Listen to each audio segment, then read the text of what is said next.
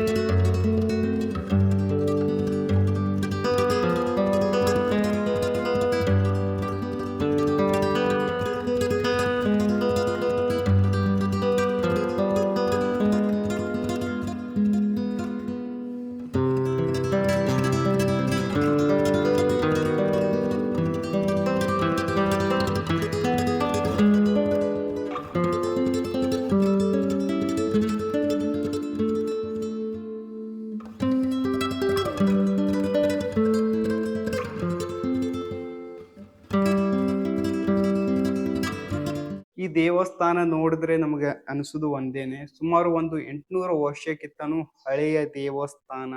ಇವೆಲ್ಲ ಒಂದು ಶೈಲಿ ನೋಡಿದ್ರೆ ಅಂದ್ರೆ ಇವೆಲ್ಲ ಕೆತ್ತನೆ ನಾವು ನೋಡಿದ್ರೆ, ಮತ್ತೆ ಇಲ್ಲಿ ಮೇಲ್ಗಡೆ ಚಾವಣಿಯಲ್ಲಿ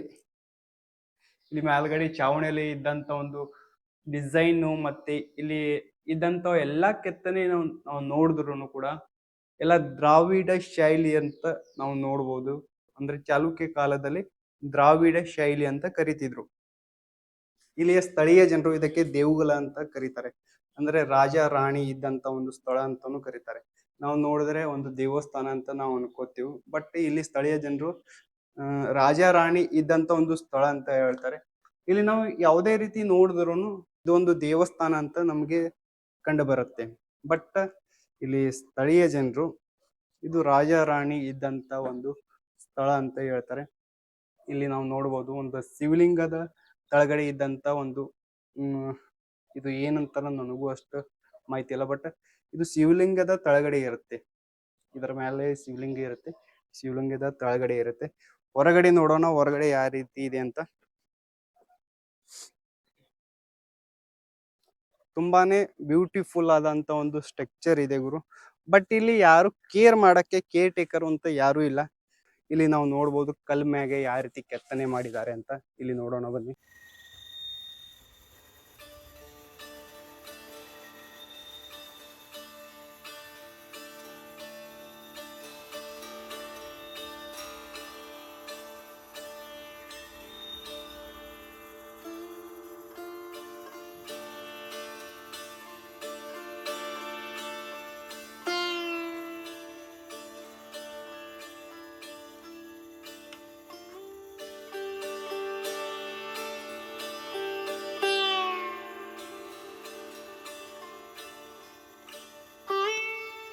ಇಲ್ಲಿ ಮುಂದ್ಗಡೆ ರೇವಣ ಸಿದ್ದೇಶ್ವರ ಮಠ ಇದೆ ಅಂತ, ಅಲ್ಲಿ ಹೋಗೋಣ. ಅಲ್ಲಿ ರೇವಣ ಸಿದ್ದೇಶ್ವರ ದರ್ಶನ ಪಡೆಯೋಣ.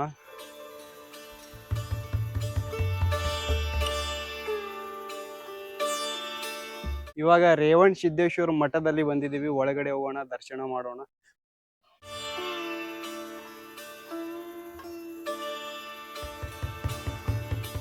ಇವಾಗ ಇಲ್ಲಿ ಮಠದ ಒಳಗಡೆ ಇದ್ದೀನಿ. ಇಲ್ಲಿ ಮಠದ ಒಳಗಡೆ ಕೆತ್ತನೆ ನಾವು ನೋಡ್ಬೋದು, ಯಾವ ರೀತಿ ಒಂದು ಕೆತ್ತನೆ ಕೆತ್ತಿದ್ದಾರೆ ಅಂತ.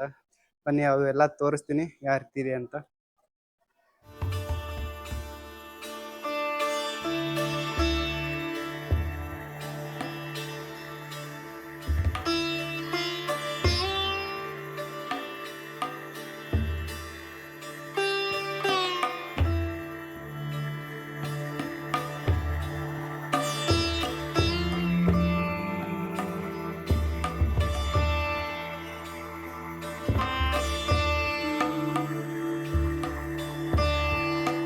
ತುಂಬಾನೇ ಅದ್ಭುತವಾಗಿ ಒಂದು ಕೆತ್ತನೆಯನ್ನು ಮಾಡಿದ್ದಾರೆ. ಒಳಗಡೆ ಹೋಗೋಣ, ಒಳಗಡೆ ದರ್ಶನ ಪಡೆಯೋಣ. ಒಳಗಡೆ ಗರ್ಭಗುಡಿದಲ್ಲಿ ಮಲ್ಲಿಕಾರ್ಜುನ ದರ್ಶನ ಪಡೆಯೋಣ. ಎಲ್ಲರೂ ಬನ್ನಿ.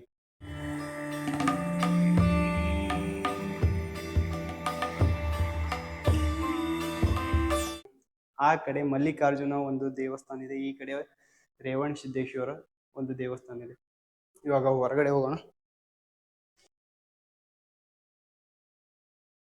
ನಾವು ನೋಡಿದೆಲ್ಲ ಆ ದಾರುಬಾಗಿಲು 110 ಅಡಿಯ ಎತ್ತರದಲ್ಲಿ ಇದೆ. ಆ ದಾರುಬಾಗಿಲ ಏರಕ್ಕ ಅವಕಾಶ ಇದೆ ಏನಿಲ್ಲ ಅಂತ ಕೇಳ್ಕೊಂಡು ಬರೋಣ. ಆ ದಾರುಬಾಗಿಲ ಮೇಲ್ಗಡೆ ಹೋಗಿ ಯಾವ ರೀತಿ ಇವು ಕಾಣತ್ತೆ ಅಂತ ಅದನ್ನು ತೋರಿಸ್ತೀನಿ. ಏನಾದ್ರೂ ಪರ್ಮಿಷನ್ ಕೊಟ್ಟೆ ಮೇಲ್ಗಡೆ ಹೋಗಕ್ಕ ಪರ್ಮಿಷನ್ ಕೊಟ್ಟಾರ, ಅದೇ ರೀತಿ ಚಾವಿನೂ ಕೊಟ್ಟಾರ. ಹೋಗ್ಬರೋಣ. 110 ಅಡಿಯ ಮ್ಯಾಲಿಂದ ವಾರ್ತಿ ಊರು ಈ ರೀತಿ ಕಾಣತ್ತೆ.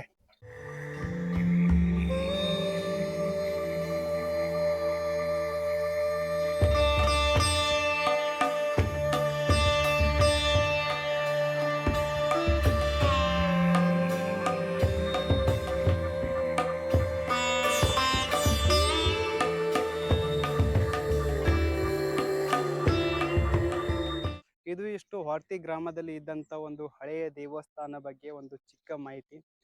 ಇದೇ ರೀತಿ ಹೊಸ ಕಂಟೆಂಟ್ ತರ್ತಾ ಇರ್ತೀನಿ. ಚಾನಲ್ ಸಬ್ಸ್ಕ್ರೈಬ್ ಮಾಡ್ಕೊಳ್ಳಿ.